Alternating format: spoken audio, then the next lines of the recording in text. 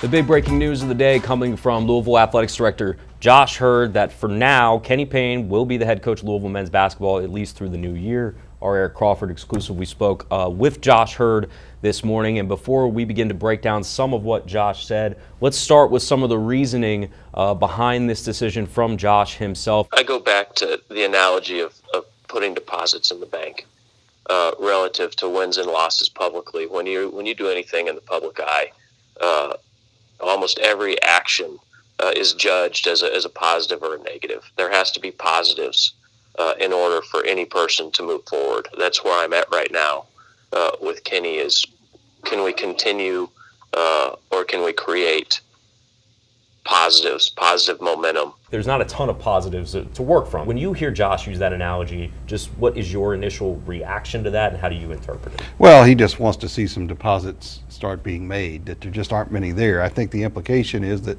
some of this stuff would not be that big a deal had he had more cash in the bank, had he won more games, had it been another coach with a better reputation. Kenny was trying to do the best he could for Karan Davis and just had some things go haywire.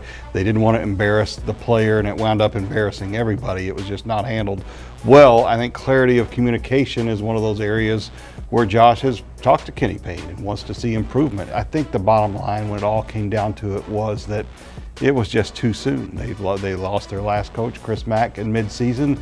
That introduces a huge amount of chaos to a basketball program, and they want to avoid that if at all possible. While we're on the evaluation topic, I think the two of them are clear, or at least it seems like they are clear from the interview that Eric did with Josh, that Kenny knows where he stands with Josh Heird in terms of an evaluation moving forward. Kenny and I continue to have dialogue, and he understands where he is relative to the head coaching position here. Is there a way to turn the temperature down outside of winning basketball games? I think that's going to be hard to do, to be honest with you. I think if there's anything that is going to make me significantly the timeline or the time frame for coach out, it's going to be if there's overwhelming negativity or lack of support in the locker room. That is not the case right now. When you're in this position, the microscope becomes that much bigger game to game of like, does this help him save his job? Does this show progress? It ain't gonna get any easier because they start conference play with Virginia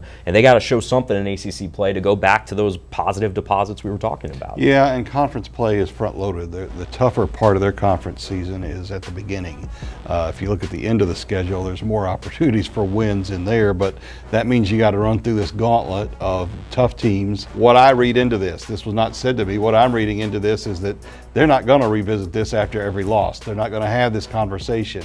If there is a significant issue, if we see some Arkansas State type performances in a row, I think you could see this come up again. But I think the intent here is that Kenny Payne finishes the season and then they evaluate from there. Fantastic work, sir. Thank you. Always appreciated. Eric Crawford, Tyler Reaver will continue to follow this story as it develops. And of course, you can read Eric's piece on WDRB.com.